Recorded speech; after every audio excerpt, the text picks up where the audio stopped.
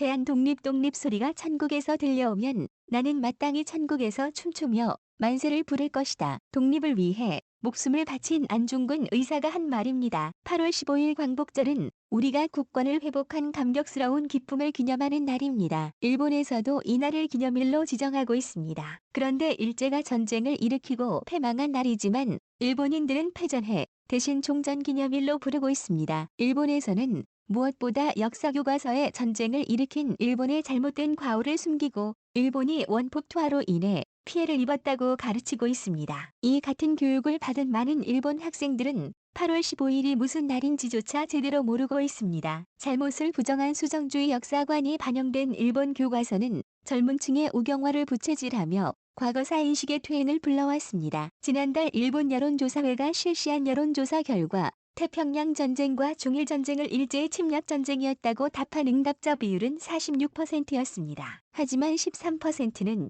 자유를 위한 전쟁, 3%들은 아시아 해방 전쟁이라고 답했으며 모르겠다는 응답은 32%였습니다. 이는 응답자의 절반가량인 46%가 과거 전력을 침략으로 확실히 인식하고 있다는 것을 의미하지만 한편으로 그보다 많은 나머지 48%는 침략 전쟁이라는 데 동의하지 않는다는 것을 뜻하기도 합니다. 구케야스시 야마구치 대학 교수에 따르면 적어도 2000년대 초까지만 해도 일본 국민 중 전쟁의 침략으로 보는 이들은 60에서 70% 정도로 우세했다고 했습니다. 하지만 1990년대부터 일본에서 일어난 우경화 바람으로 1996년 새로운 역사 교과서를 만드는 모임이라는 시민단체가 세워졌습니다. 아베 총리를 중심으로 자민당 소장파들이 만든 일본의 전도와 역사 교육을 생각하는 의원 모임이 조직적으로 새 역모를 지원하기 위해 생겨났습니다. 이 모임은 위안부 문제 등 역사 문제를 부정하고 독도 영유권에 대한 목소리를 높여왔으며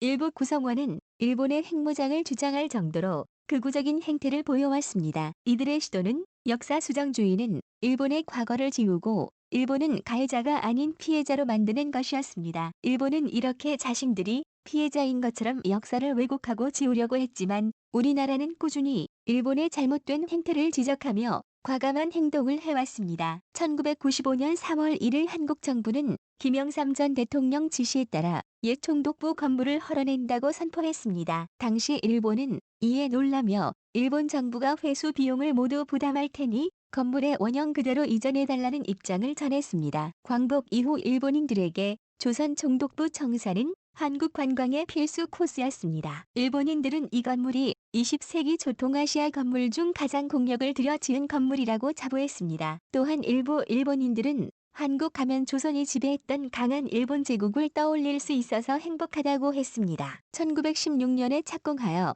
1926년까지 10년간의 공사 끝에 완성된 조선 총독부는 고층 건물이 없었던 당시 압도적인 규모의 건물이었습니다. 건물 내부는 일왕의 상징물로 장식됐고 총독실은 세종대로를 한눈에 내려다볼 수 있는 곳에 위치했습니다. 총독실의 옥좌에 앉은 조선 총독은 조선의 왕을 대신해 군림했습니다. 철거 소식이 들려오자 일본인 관광객들은 벌떼같이 몰래 이 건물을 보겠다고 찾아왔습니다. 그들은 총독부 건물에서 으스대는 모습을 보였고 아쉽고 애석하다는 표정을 지으며 기념사진을 찍었습니다. 일본 기자들은 우리에게 왜 이걸 해체하냐? 고 물었고 당시 우리 관계자들은 우리가 일본 왕궁을 허물고 그 앞에 저런 걸 세우면 좋겠습니까? 라고 답했다고 했습니다. 어이없게도 일본인들이 자랑하는 일제 식민지의 상징인 조선 총독부 건물은 해방 50년 동안 그 자리에서 보존돼 왔습니다. 조선 총독부 건물을 철거한다는 주장은 1945년 광복 직후 초대 이승만 대통령 때부터 제기되었으나 당시 관공서의 건물 부족 및 철거 비용 부담 기술 부족 등을 이유로 건물 철거가 계속 미루어졌습니다. 하지만 1990년대 들어 일본은 한일 합방 당시 일본이 좋은 유도했다는 등의 망언과 독도에 대한 영유권을 주장하기 시작했고 김영삼 전 대통령은 일본의 버르장머리를 고쳐놓겠다고 일침을 해왔습니다. 결국 광복절 50주년이 되는 해에 조선 총독부는 한순간에 무너지며 철거되었습니다. 일제는 조선 왕조의 전기를 끊어버리겠다며 경복궁을 대부분 파괴하고 그 자리에 조선 총독부를 지었습니다. 1916년 정문 앞에 조선 총독부 청사를 지으면서 흥례문과 외행각을 부셔버렸고 1940년까지 수많은 전각을 헐어 팔거나 다른 건물을 짓는 데 썼습니다. 일제강점기에 그렇게 사라진 전각이 간수로 따져 4,000칸이 넘었습니다. 조선 총독부 청사가 철거된 후 희한하게 모습을 드러낸 경복궁은 복원 사업으로 많은 부분들이 복원되었습니다. 결국 현재 조선 총독부가 자리하고 있던 자리는 아름다운 경복궁이 자리하게 되었고, 현재 경복궁은 외국인이 우리나라를 방문할 때 가장 많이 찾는 곳이, 우리나라의 독립은 비록 우리의 힘으로 이뤄내지 못했지만 당시 자신의 몸을 희생했던 독립투사들을 잊을 수가 없습니다. 국내 각지에서 펼쳐진 우리의 독립운동은 세계에서 유례를 찾기 어려울 정도로 지속적이며 적극적이었습니다. 우리 독립투사들은 게릴라 요인 암살 파괴 공작 등의 무력 투쟁뿐만 아니라 문화 외교 사회 운동 등의 비폭력 투쟁 등의 다양한 방법으로 독립운동을 전개했습니다. 일본과 독일의 패전 이후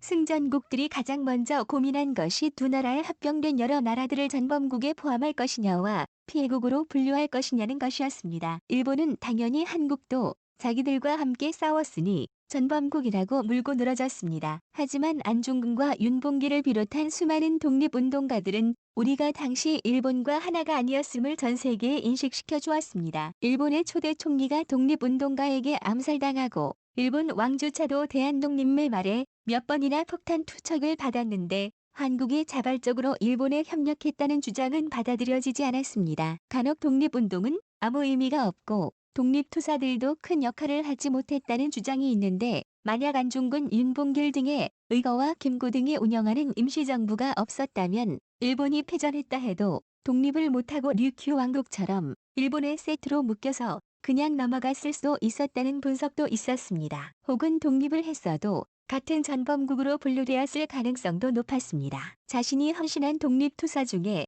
잘 알려지지 않은 한 명을 소개하려 합니다. 독립투사 중 한 명인 조명안은 일본의 육군 대장을 독살하며 자신의 몸을 바쳤습니다. 그는 총이나 폭탄이 아닌 검을 사용했고, 그가 독살한 육군 대장 구니노미야는 일왕의 장인으로 조명하는 일본 황족을 차단하는데 성공한 유일한 한국의 독립운동가였습니다. 그는 신천문정이 서계 출신으로 일제치하에서도 안정된 삶을 살 수 있었습니다. 그러나 그는 1926년 2월 10일 조선의 마지막 왕 순종의 상영 옆에서 울려 퍼진 말의 한순간에 무너졌습니다. 대한독립 만세의 말은 조명의 마음을 울렸고 그는 독립운동에 투신하기로 결심했습니다. 조명하는 범을 잡기 위해서는 범의 소굴에 들어간다는 생각에 갓난 아들과 아내를 두고 일본 오사카로 떠났습니다. 그는 일본으로 건너가 낮에는 일하고 밤에는 상공 전문 학교를 다녔습니다. 1년은 본격적인 상해 임시정부에 합류하려는 목적으로 일본을 떠나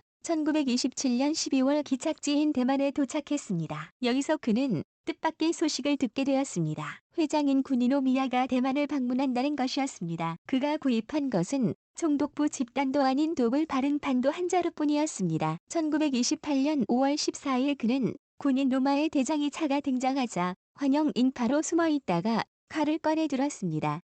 비수를 던지며 그는 외쳤습니다. 대한독립 만세군이 노무현을 즉사하지는 않았으나 칼에 찔린 상처에 폐혈증이 생겨 다음해 2월에 숨을 거두었습니다. 조명은 현장에서 체포되었고 사형 선고를 받고 결국 순국했습니다. 그때 조명하의 나이는 24이었습니다. 그는 순국 직전에 이런 유언을 남겼습니다. 나는 조국의 원수를 갚겠노라. 다만 조국 광복을 못 본 채 죽는 것이 한스러울 뿐이다. 광복절 70주년을 맞아 윤봉길 의사 신문조서에서 가망 없는 독립운동을 한 이유가 다시 회자되고 있습니다. 요약된 윤봉길 의사의 말을 들려드리겠습니다.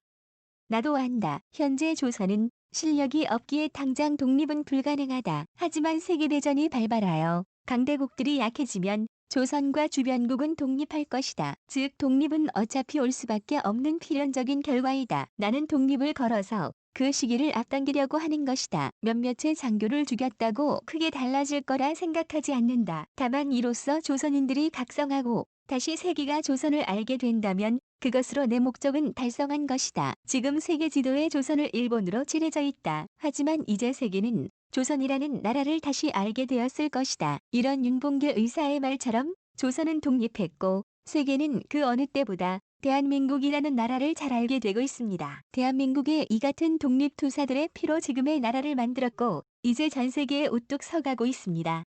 이상 실망했습니다.